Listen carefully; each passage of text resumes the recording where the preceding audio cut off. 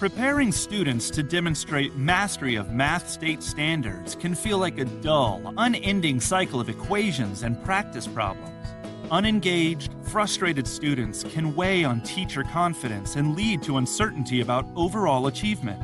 Two Ivy League-trained engineers observed this struggle and created a way to transform how students learn the fundamentals of math. Through the innovative Accoletics math program, EDA has helped more than 400,000 students achieve success on state-administered math tests and transformed the academic strategies and performance of schools nationwide. Accoletics' uniquely designed supplemental materials and tools are well aligned to your state standards and provide a clear path to exceed state proficiency standards. Through ongoing professional development, you will uncover common challenges and activate solutions that promise to improve student achievement in your school. By partnering with EDA and choosing Accoletics, you can start to see an unprecedented return on your investment in as little as one school year. Don't procrastinate on giving your teachers the tools to help students achieve their highest math potential. To learn how you can dramatically improve classroom instruction and learning, test scores, and student confidence, call, email, or visit Accoletics online today.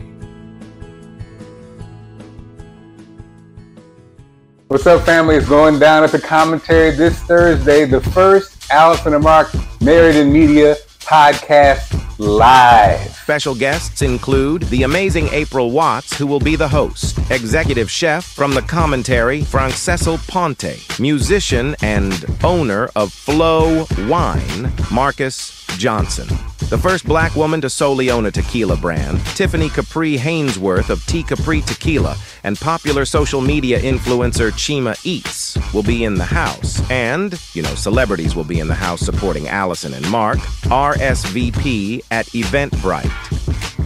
When daily tasks become too painful, it's time for change. Let our pain management and wellness practice, Valentine Integrative Health, elevate your quality of life and ease your discomfort.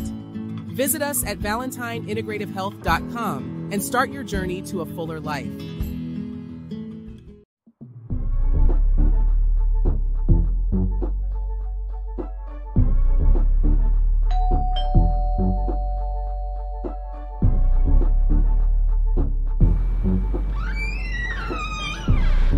Is that delicious beverage? Duh.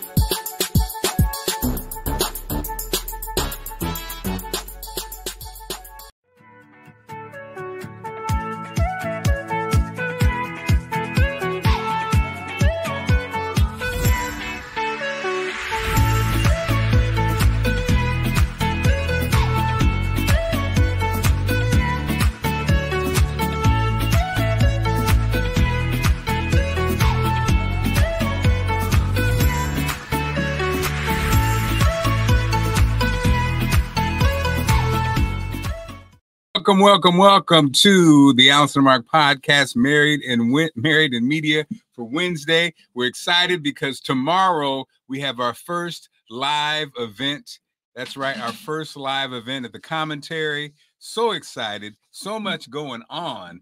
I can't handle the excitement, babe. We got a lot going on, and tomorrow's going to be special. The first time we're out and about with our people. I got to send a shout out to Global Moves Entertainment, the Grandeur brand, Griffin Inc., and Pamela McMichael and Trustworthy Staffing Solutions, an R&D-owned supplemental staffing agency and residential service agency that serves the needs of the community, who is one of our main sponsors. And also, we got a nice lineup of friends and people in the house. So actually, we just found out this just in, Carl with a K will not be joining us. He got booked, so Carl's so popular. Get your money, Carl. Carl he got them gigs. Get so Carl got the gig. He is the black trivia guy. Carl with a K. How you guys doing? Missed y'all last week.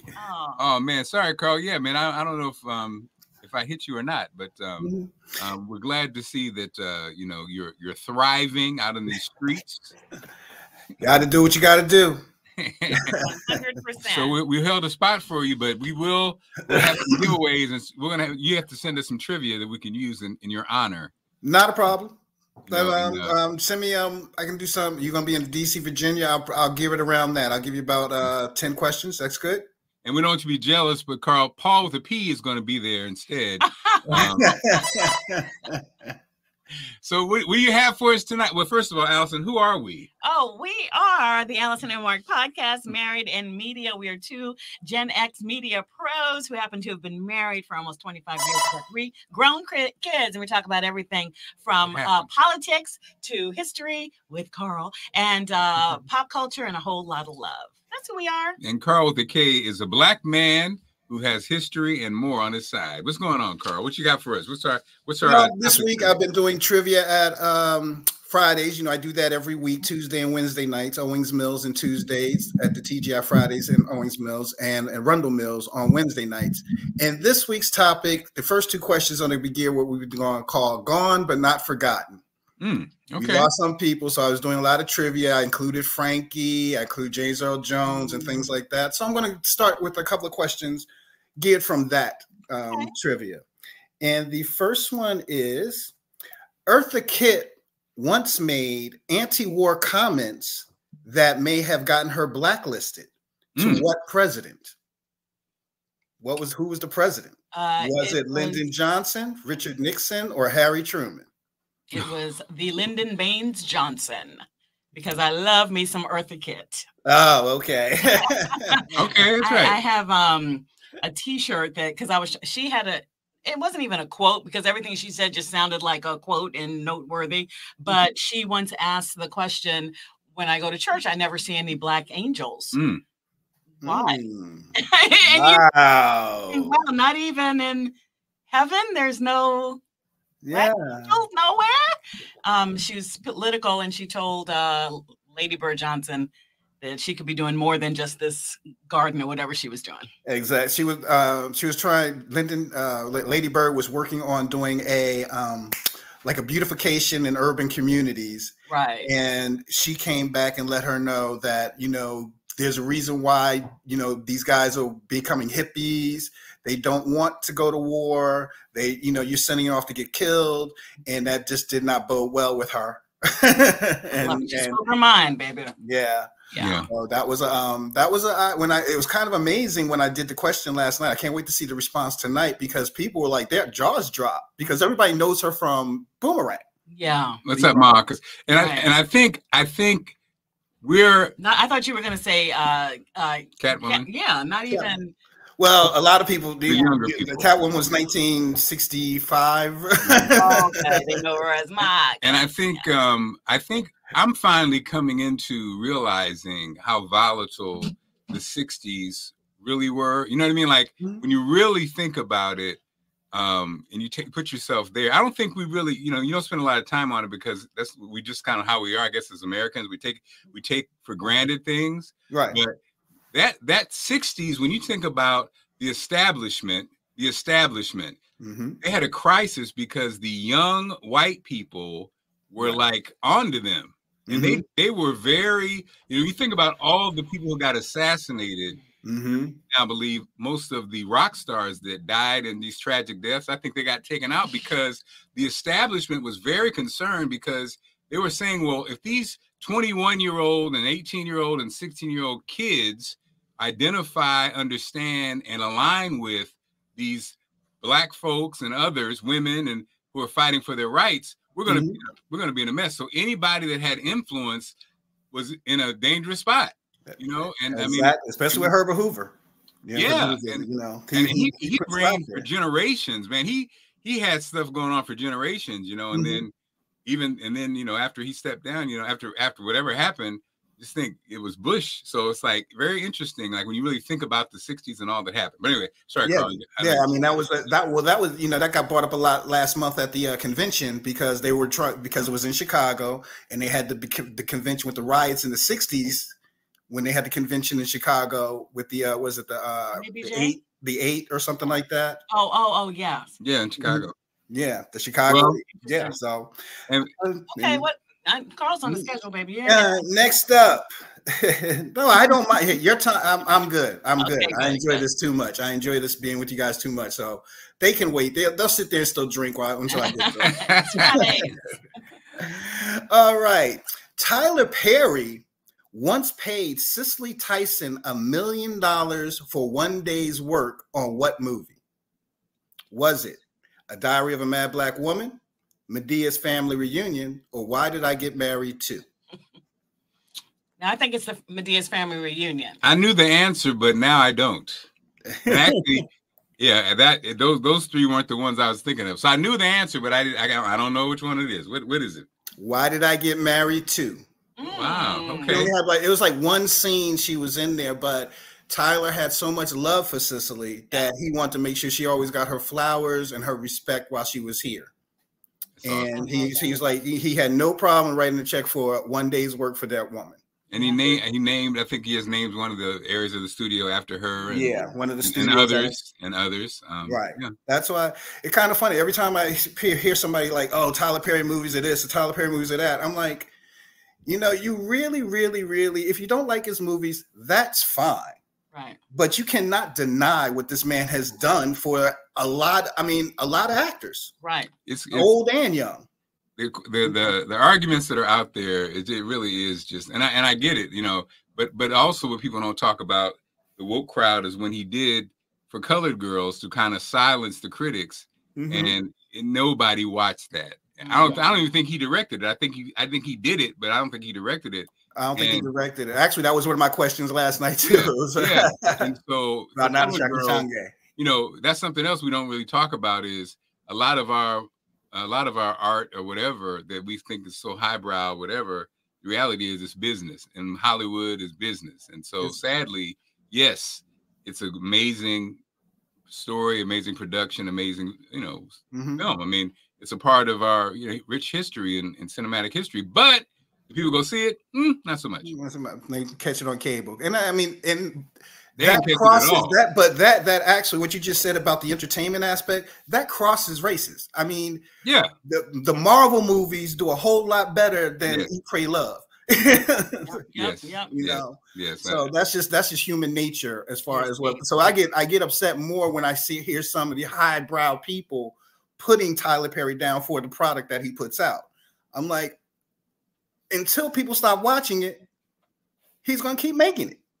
Well, and people have to, like you said, if they don't watch it, it's not going to strike. So, and again, I'm sorry, I got rants today. So okay, not a problem. I'll pull out. Babe's heard this before. When I was in St. Louis, never forget, I was hosting a Black filmmakers conference, and of course the brother and the sister. This movie, I'm blank now because I'm 58, but everybody knows the movie.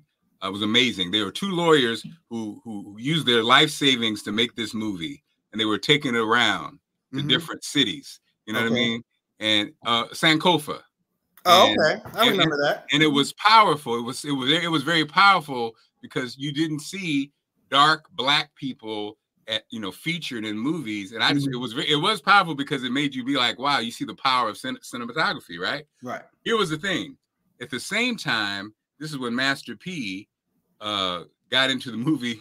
Oh, he made the hookup business, and I asked the question about what he did which was brilliant. We used to go to Blockbuster Video, everybody, and you go on the weekends. You're just looking for a Black face. The movie could suck. You just looking for a Black movie, right? And so he made $20 million. It might have been $200 million, whatever it was. I asked the crowd of, these are people in the movie business, are you aware of what Master P just did? And they were like, no, you know what I mean? But it's like, how can you not be aware? You could have done the same thing with Sankofa, right? At Blockbuster, instead of going around the country having people come out, But it was like that kind of that happens all the time. The business and the art. You got to have both. It's show business, right? Exactly. I mean, I love the. I don't know if you saw the Eddie Murphy Dolomite is my name. Yeah. He did. Remember how that's how Dolomite. He basically took his movie to one theater, bought the theater, and take it around. That was before video, of course. Yeah. Last but not least, a little military history for you.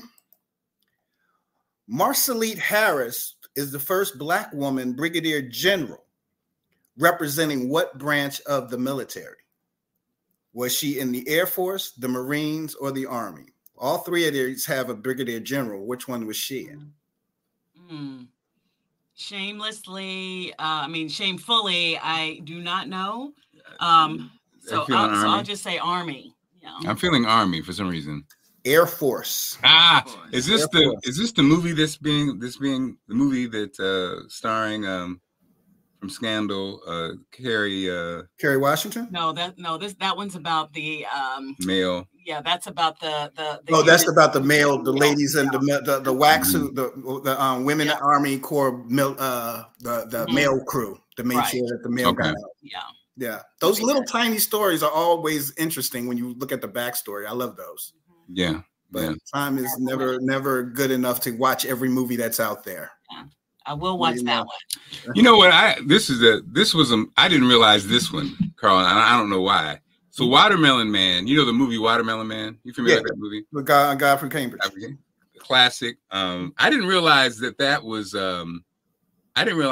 Melvin Van Peebles who directed that.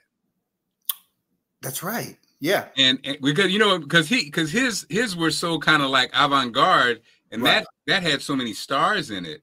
Mm-hmm. And I mean, it was like a mainstream movie that smashed, but it was still way ahead of its time. Mm-hmm. And if you're watching this and have never seen Watermelon Man, make sure you watch it. It's like a black guy. What is it? White guy turns black, or white guy turns black? Yeah, white guy turns black. And so, and it features of the time. It had a lot of popular white actors. I didn't realize it was so mainstream, and that's why I was like, oh, I didn't realize that was him. But he was very successful. Anyway, that was and Sweetbacks.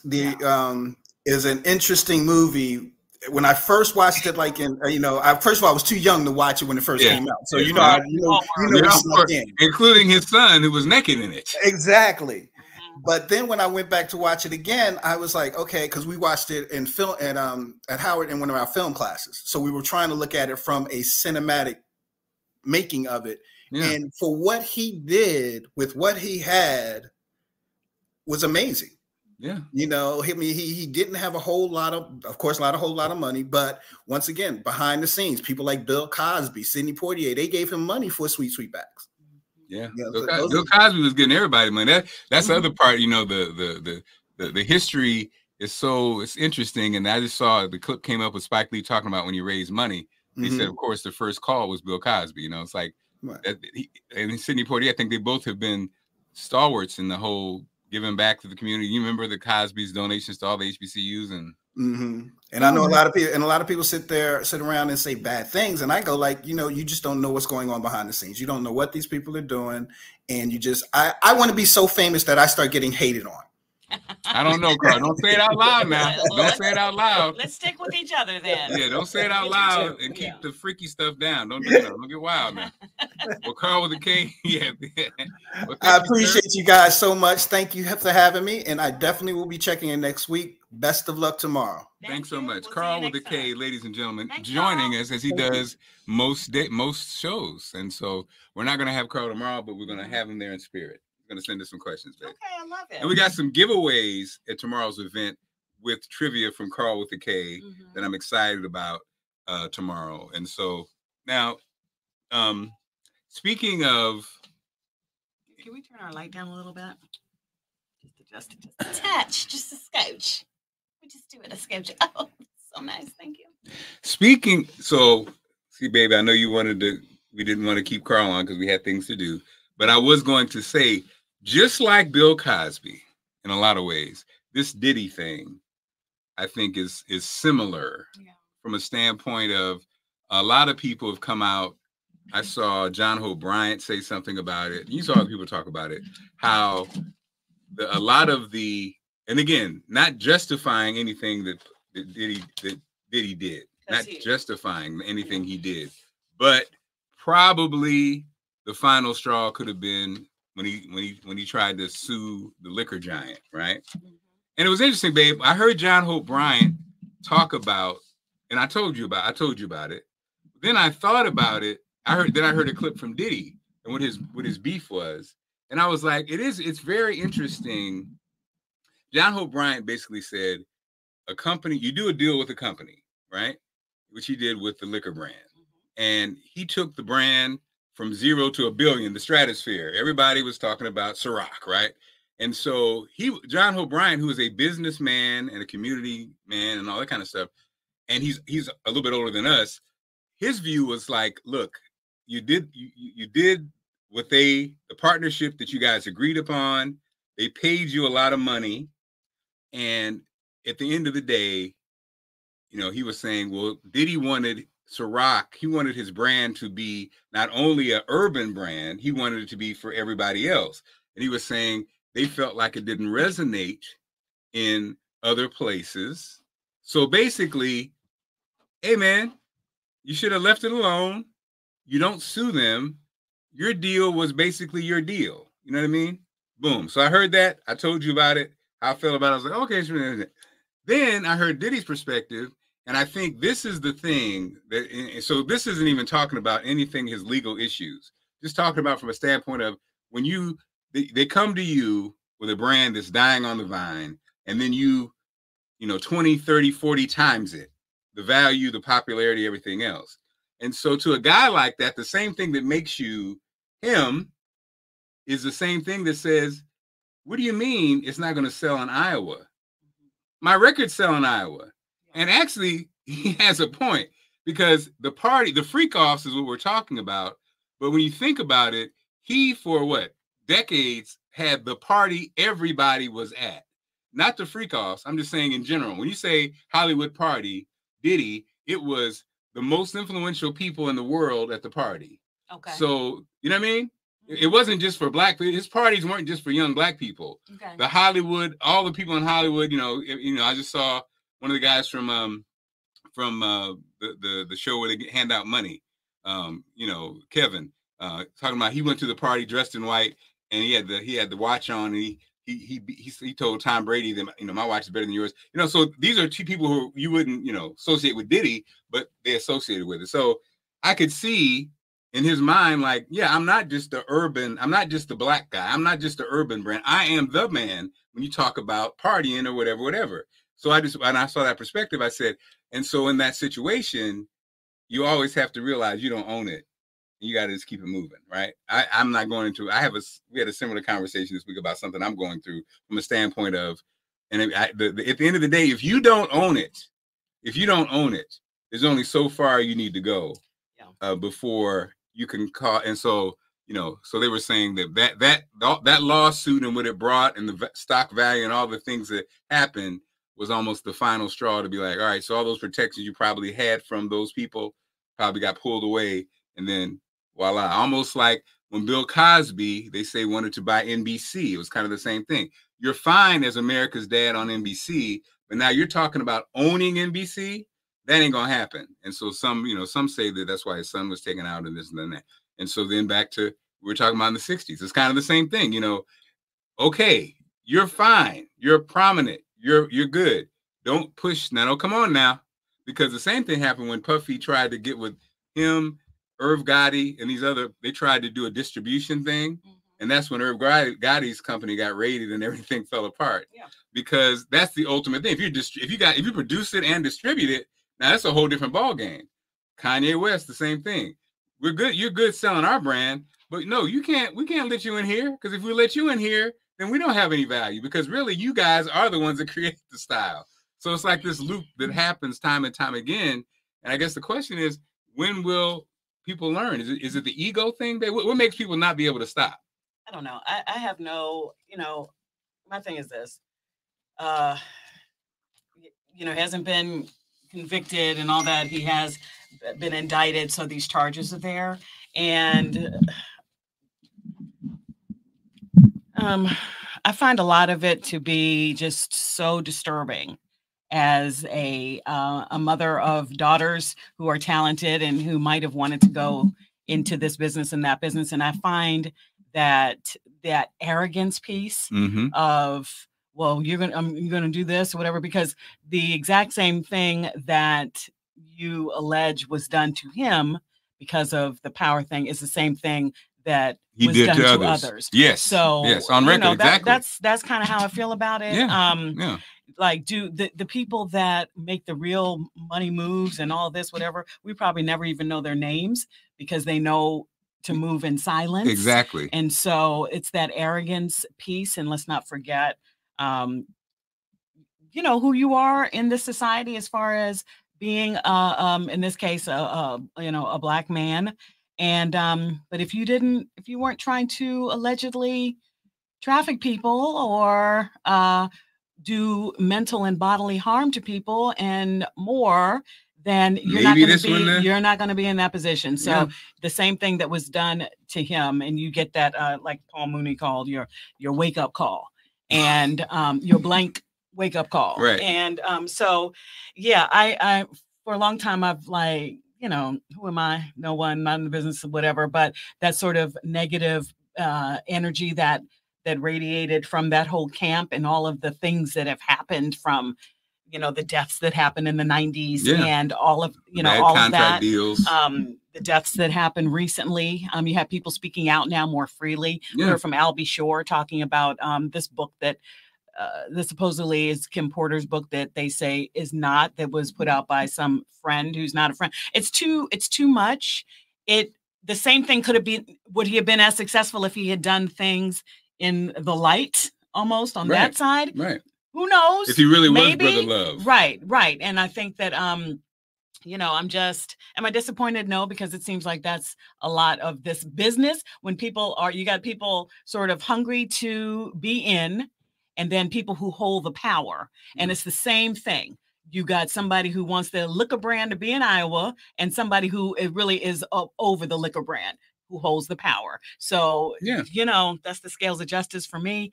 And we'll see what happens in court. But for me, especially as a mom of talented kids, and we have a daughter who's a singer, right? So the thought of her being a lamb going into a wolf's den is too much. And I would be mad as hell, okay, if her spirit was broken in that way, because we know that leads to other things. It can lead to other things.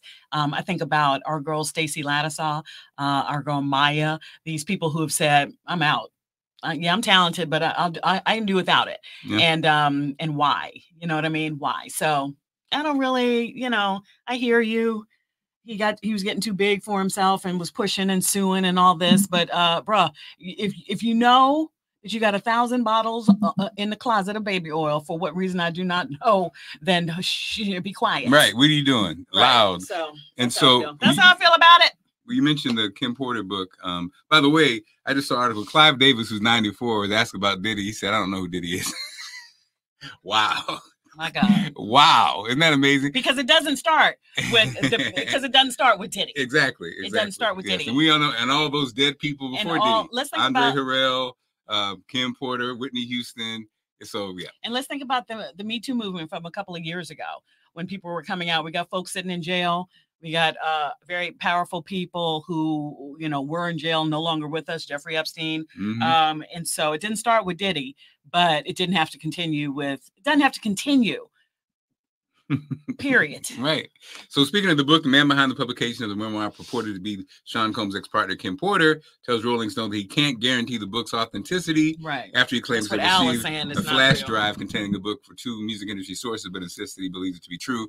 Now, again, Albie Shore and others have said this is not true. This is just a smoke screen. Because one of the passengers in it is like Kim supposedly is Al and Diddy sitting at a table. Kim walks in. What are y'all doing? What are you talking about? And then she's coerced into engaging in a threesome. That's when. So making Albie Shore look terrible too. And he's saying, you know, that's not true. So he says it's continuing to try to kill his character. So yeah, I get it. Take it with a grain of salt. Yeah, because it is #1 at Amazon. Of course it but is. Again.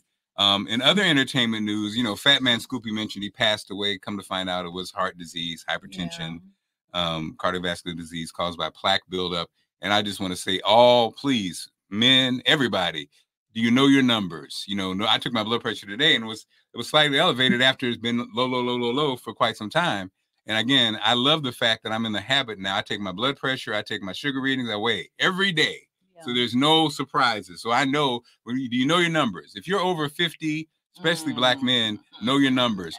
And again, you know, I have high cholesterol. I no longer have high blood pressure, but high cholesterol. But these things. Did you hear that? He no longer has high blood pressure. What you did, Marc is on a strict, you know, keto. I did the keto thing, yeah. Right, of sugar and all that, and it's just the choices that you make, and I'm proud of you, babe. Yeah, I think the sugar. I need to do it too. The sugar is the magic. Oh, I got that sweet tooth. Cutting out the sugar, I think, has been the magic. So, okay, basically, we've been out and about, babe. So we were outside this past weekend. I wanted to hop, you know, let you guys see a quick thing. We saw. This was us. That's just a couple of us. Marriage built to last. That's that our girlfriend Sean Yancey's new philanthropic push. That's a couple built to last right there. Look at my wife.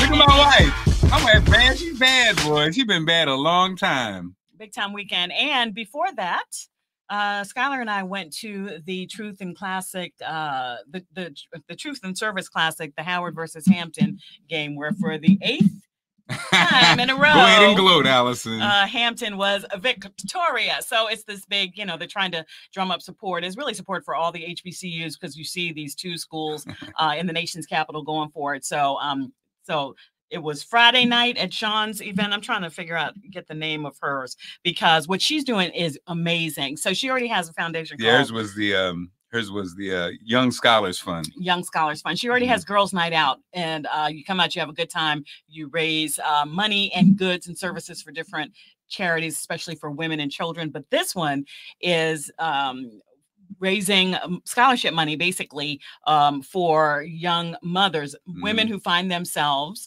pregnant in college, and you're like, what can I do? I need this money and I need this support. So she started this branch of Girls Night Out for that. So congratulations to you, Sean. And also I wanted to play this. So this is America is crazy. So America is crazy. Suge Knight from prison. Now, doing an interview from prison, phones are illegal in prison, right? Don't they have phones in prison? You can have cell phones in prison? Suge Knight can. Yeah, I don't think you can, but it's just interesting. So he's on he's on a news outlet being interviewed about the Diddy situation. I wanted you to hear what he had to say. Nobody's stepping up on the fact that you know what's going on. Nobody's defending him. You're right. Guys at Interscope. You're right. Okay. Nobody is defending him, but that's why I was interested in hearing your perspective. Okay. Look at it like this. Okay, but you had a guy named Tubby, used to work for Interscope. This guy's job was to bring underage girls and have sex with employees and other artists, to the point where his friend got caught up with the same thing. How they raided Puffy House for sex trafficking, they raided his friend's house for sex trafficking. Number one, I've been knowing him a long time. And we was friends. We're not enemies, but we were friends. He's not a dummy. So he's smart enough to work his magic. On top of that, this man right here, he been involved with the FBI and most of his career. He got powerful people. One of his partners who started his company with drug money, President Obama, got him out of prison. So it's not like he don't have no moves. So I don't think nobody should just count him out. I don't think he gonna lay down and just crawl in the corner and die. He probably going through a lot of shit right now because he probably going through a lot of withdrawals for the drugs. But the industry got him on drugs. I don't care who you are. Prison and jail is a negative environment. If somebody can do something to them and get a name for themselves, they're gonna actually do it. Or they can do whatever they feel they got to do to prove themselves. But we also got to learn. We got to learn from our mistakes. Everything don't have to be a mistake. You got to better yourself. Jail. I'm sure on a legal phone. Yeah, no, you cannot typically have cell phones, as we know. I mean, the fact that you can be in jail and it's on a national news show. Right. Are there repercussions? Perhaps they almost with who now, I forget. But perhaps they gave him, it's an exception and they gave him a phone. So who knows? Go ahead, babe. Babe's always diplomatic. Now they know he was doing the interview. Well, speaking of being diplomatic, somebody who wasn't diplomatic, Jerry Jones had a live with Jamie Foxx. I edited it, babe. So he says he doesn't remember it. He doesn't remember it. I guess he doesn't. Jerry Jones harkened back to slavery times. He was on a live with Jamie Foxx. I don't know if you guys saw this or heard this. Here it is. 5, 9 and a half, 210. 5, 9, 210. 441. Okay. 9 and 3-inch hair. 8 and a half inch. 8 and a half inch. What are you talking about?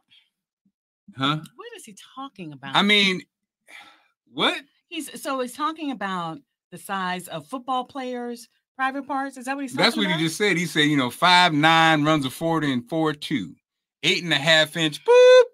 What? He didn't know he was on live, obviously. Yeah. But even if you don't know, what are you talking about? And it didn't feel like it was. Jamie Foxx didn't laugh. It wasn't like, Jamie Foxx, he disconnected the call or whatever it was. He stopped what? Yeah, he stopped it. Jerry Jones, I was asking somebody about them at work. I think I was talking to Wisdom about it. And he was like, this is nothing new. But even he was shocked. He said it sounded like something on the auction block. Well, and sadly, it kind of like, it's not shocking because people always say that, the owners of the NFL and the owners of these teams that have these African-American athletes that, obviously the correlations or the similarities between somebody's physical prowess and, whatever is it's ridiculous. And he said he does not remember. He's going back to the whole. He's like Clive Davis. 100. I don't know. He's like Clive Davis. Who? Puffy? Am I Puffy? Wow. And I bet when Puffy heard that Clive Davis said he didn't know who he was, he probably really felt all alone. Oh yeah. Yeah. You got me in this game. Now you really feel all alone. And so. Okay. That's it. Well, we had a throwback, babe. We had a fun throwback. I mean, let me just tell you something. I just want to say this about not only my wife, but my daughters and my dogs. Everyone is a blessing. And it's like, how you have it's like, how you have something and then I don't say I ever take it for granted, but it's just refreshing when when Skylar comes downstairs every day, it's the same positive energy. Right. Hey guys. And then same thing with you, babe. I know you hate when I leer at you. You hate when I stare at you. But what it is I'm so happy. I'm so happy because you're so cool. You know what I mean? You're beautiful, you're smart, but at the end of the day, you're cool. And seeing this, we got to play this. This is something really old. This is when we were on the radio on the Howard University radio station, I guess. And I was feeling a little crowded that day. But it's so funny. Check it out. People in this house. Oh. Too many people in this house. Can't get a minute to myself, Lord. My college girl's back home. She got her books all on the table. Can't find a place to eat. Pantry's full of fruit, feel like for the first time still ain't nothing to eat. I want some ice cream. Mark's losing his mind, turning the house into a real big studio. Can't find a place to be alone. What am I gonna do? Okay, let's sit down. Oh, I forgot. Dogs are people too. Dogs are people too, okay? Shout out to Brownie up in heaven. We miss you, Brownie. Yeah. Dogs are people too. So it was just a day. But you know what's funny? That was 2020 and the house was empty and full. And now the house is pretty empty. So be careful what you wish for. I know. See, babe, see what you did? Yeah. Got a lot of space now. A lot of space. I mean, the time is pop, pop, pop. The time goes by. And speaking of time, we're going to have a time tomorrow. We're going to have a time tomorrow night. We are going to be out at the commentary and, we're excited about it. Oh, that's my video. Okay. We're excited about it. It's going down tomorrow. Doors open at 5:00. The program starts around 6:30-ish. Okay. The program starts around 6:30-ish. We'll give people plenty of time to get there. We're going to introduce some people there featured, but then our podcast. So what we're doing is it's live to tape. So it won't be broadcast. We're going to record it in real time and then, edit the video and have that ready next week. The commentary is 801 North Glebe Road in Arlington, Virginia. Is there plenty of parking? Plenty of parking. Plenty of parking, Jesus. Plenty of parking. Come out, eat, drink, have a great time. Yeah. We got a stellar lineup. We're excited about it. Matter of fact, if you haven't seen the commercial, let's do this commercial real quick. Will be the host, executive chef from the commentary, Franceso Ponte. What's up, family? It's going down at the commentary this Thursday, the first Allison and Marc Married in Media podcast live. Special guests include the amazing April Watts, who will be the host, executive chef from the commentary, Franceso Ponte, musician and owner of Flow Wine, Marcus Johnson. The first black woman to solely own a tequila brand, Tiffany Capri Hainsworth of Tea Capri Tequila, and popular social media influencer Chima Eats will be in the house. And, celebrities will be in the house supporting Allison and Marc. RSVP at Eventbrite. Yes, RSVP at Eventbrite. That's what the AI voice says. And make sure you do it. And so again, babe, you said so we can use this for a promo. So tell everybody to join us Thursday. Okay, come on out and join us. It's tomorrow at the commentary, 801. Did I say North Glebe Road? I think you did. Okay, in beautiful Arlington, Virginia. We can't wait to see you. I'm hearing from people who are like, I'm trying to make it. And you look here. It's low maintenance. That's us. So low maintenance. If we see you, if we don't, we'll see you the next time. Yeah. But it's exciting. It's just going to be a time for us to get out and to talk with meet some of our family here and talk about a couple of issues and also highlight to be like an executive chef at a beautiful establishment is quite the feat. Like how does somebody how does a woman rise to that status? Talk with Marcus Johnson, an old friend of ours, yes, who is a musician, jazz musician, but is also branched out and has his own line of wine. Talking with an influencer. April Watts is going to be there. Now, April Watts is the queen host. And it's just going to be a good time. It's going to be a chill vibe. And we're going to talk about we're going to talk about some things. We're going to get into a little bit of it. We're talking about family, relationships as well. Anything you want to talk about, questions for us. We got questions for you. We'll Ask see you Allison tomorrow night. The Ask Allison. I'm going to get a good nap. The Ask Allison. Yes. Okay. It's so funny. I don't know. Okay, we'll wait till tomorrow. To do what? The Ask Allison. Okay. What else did we want to talk about today? I feel like we're missing a topic. We're talking about the political race is heating up. Not too long now. I think we're under like 6 weeks or so. I think that's what it is. And I do not believe we'll see another debate between Harris and Trump, although she has said, come on, let's do it. Trump is saying that it's too late, whatever. But the next one up is the J.D. Vance and Tim Walz debate coming up first part of October. So definitely be watching for that. That should be a really good one because I think intellectually they're going to be on the same playing field, coming from different points of view. So it'd be interesting to see. I am interested to see Tim Walz's demeanor because I don't think he's afraid to go there. Oh no, I don't think he's afraid to go there, and I think that it'll be a lot of this from J.D. Walz. Wow.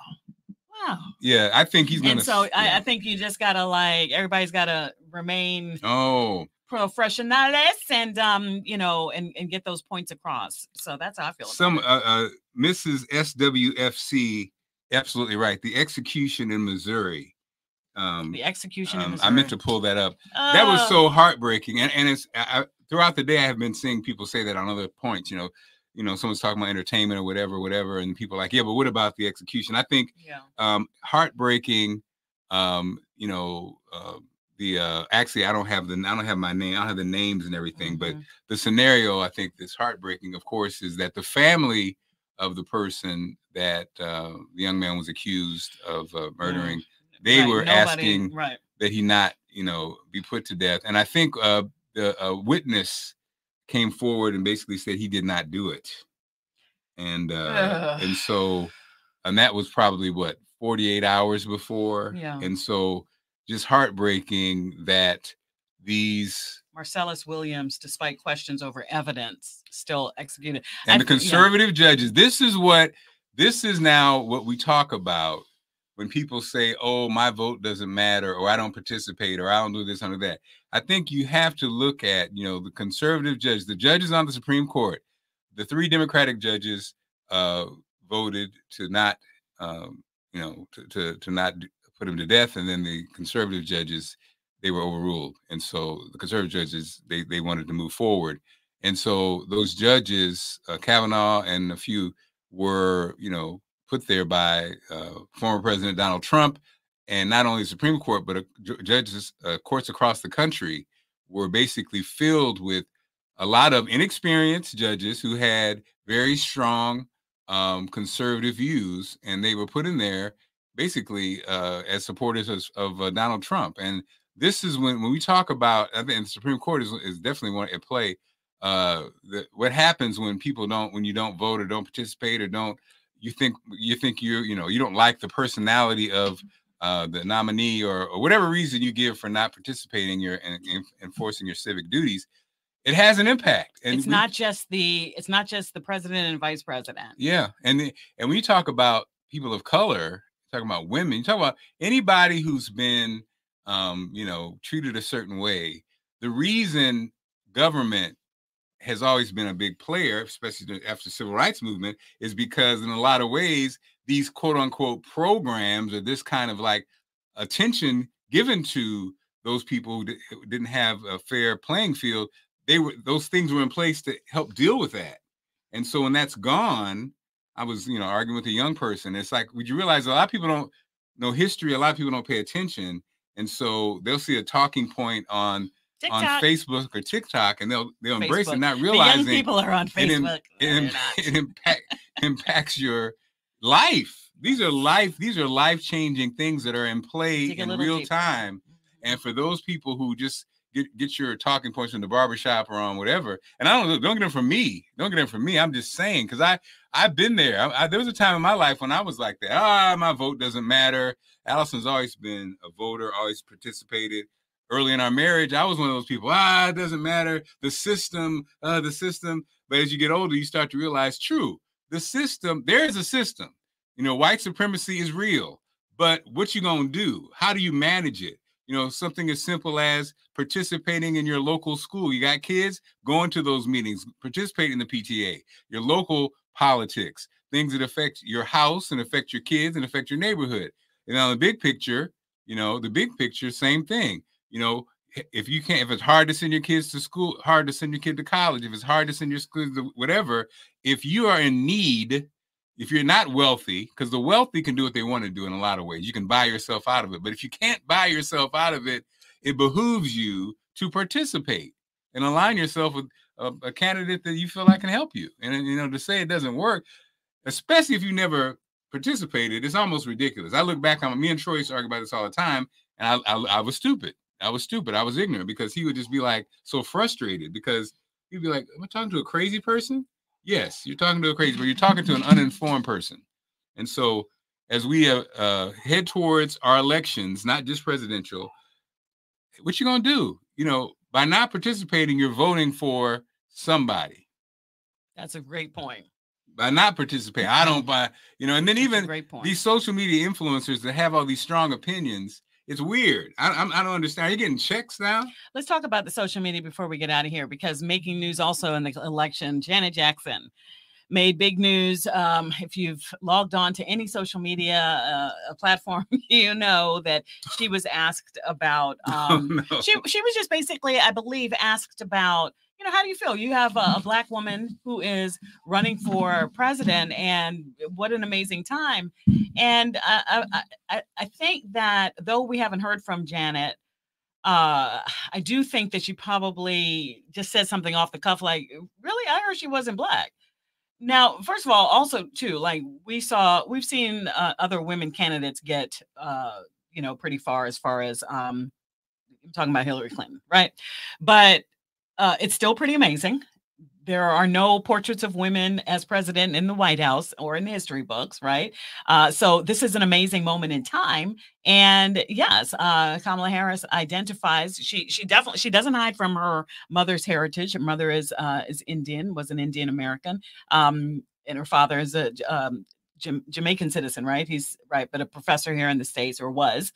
And she doesn't hide from that, but her identity has been Black, because that word Black, let's be honest. Well, I'm not saying African American, Jamaican American. I'm not saying like, whatever. I'm saying Black, which is almost like that sort of melting pot, if you will, when you're here in America, based on not our rules, but the rules set back in place centuries ago about that. Like, you got that one drop, you are who you are. You can identify how you identify. She happens to identify as a person of, perhaps a blended heritage, but who went to a Black school, who pledged a Black sorority, who has never said that I'm anything other than whatever you take me to be. So Janet says, I heard she wasn't even Black.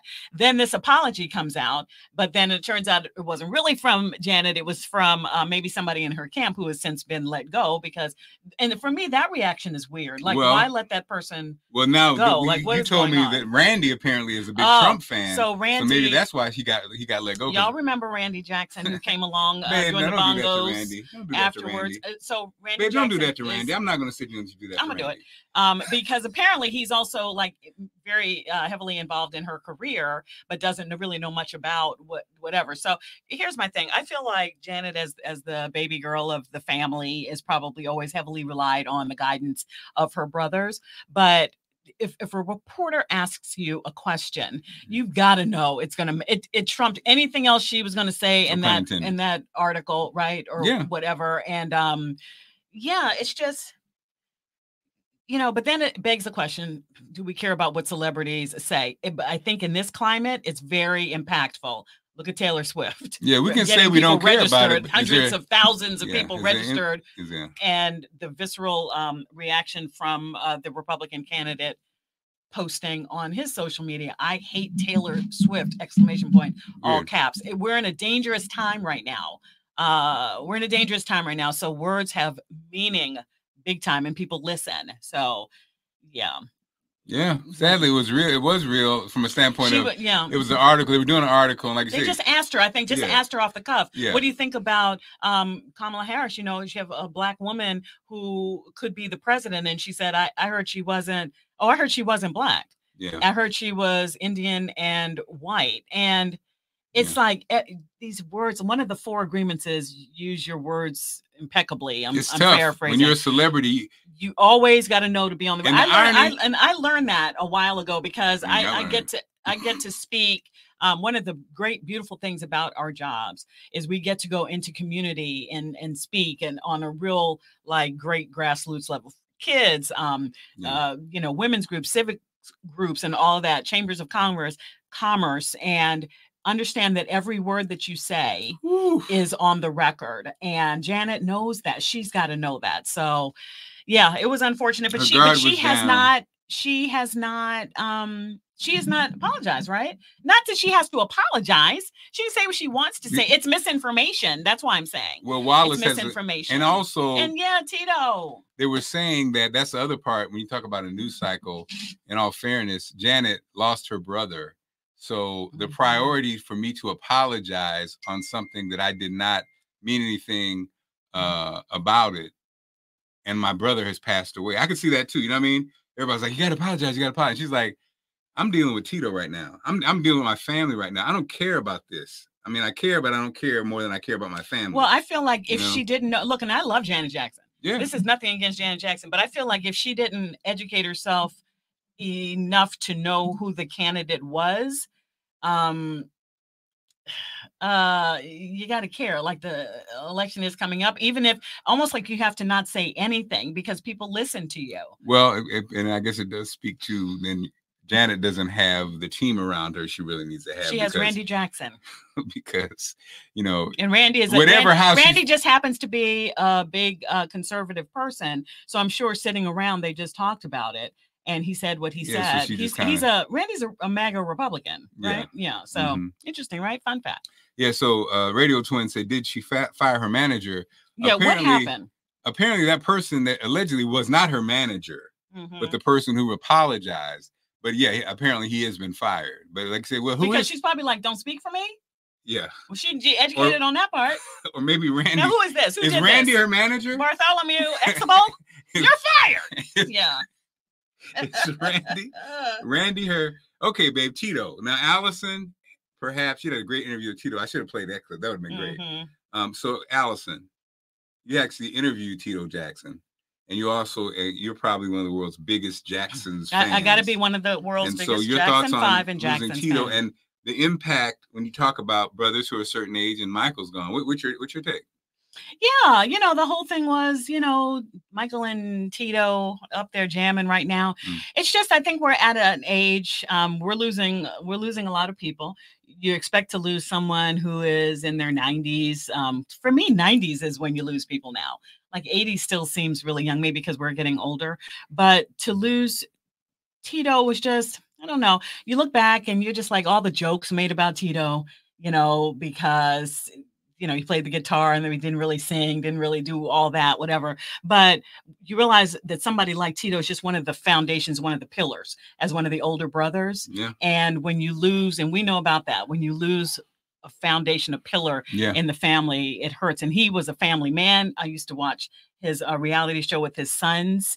And and I know that they're really probably hurting right now because they were on tour. They were doing, and this happens. So, but I will say that I believe that he made his transition doing what he loved to do, which is be on stage with his family. So, and that would have been peace, Tito. Wouldn't that have been so much better if Michael transitioned that way? That would have been so much better because again, you're right. That's what I think that's the joy. That's what the joy is, performing for artists like that. But at least he didn't have to deal with the line like Otis from the Temptations. Ain't nobody here to see you, Tito. Nobody said didn't have that. But Eddie Murphy, I'm looking at you with Tito. Give me a tissue, and also Dave Chappelle, who made jokes about Tito. Oh wow, you know the whole little. And now what? Okay. Well, now what? So yeah. So tomorrow night, see y'all tomorrow night at the Commentary, Glebe Road, Arlington. 801. Is it north or south Glebe Road now? I think it's north. Let's see. Well, we have a commercial, so we'll play that at the wrap it up. You can find out. Listen closely. RSVP, so we know you're coming. We're over 100 now, so we know a lot of people. 801 North Glebe Road. And again, Arlington. Our podcast starts at 7. The show starts at 6:30. I have to dip out at 8 o'clock because I still have to be at work. She has to get her beauty sleep. And so, love y'all. Have a good evening. Did we talk about everything we wanted to talk about? I just linked up on my Facebook page. So yeah. Look at you. Did we talk about everything we wanted to talk about? We pretty much got everything in, I think. Okay. All right, family. See you soon. See you and tomorrow. Again, see you tomorrow. Okay. What's up, family? It's going down at the Commentary this Thursday, the first Allison and Marc Married in Media podcast live. Special guests include the amazing April Watts, who will be the host, executive chef from the Commentary, Francesco Ponte, musician and owner of Flow Wine, Marcus Johnson. The first black woman to solely own a tequila brand, Tiffany Capri Hainsworth of Tea Capri Tequila, and popular social media influencer Chima Eats will be in the house. And, celebrities will be in the house supporting Allison and Marc. RSVP at Eventbrite.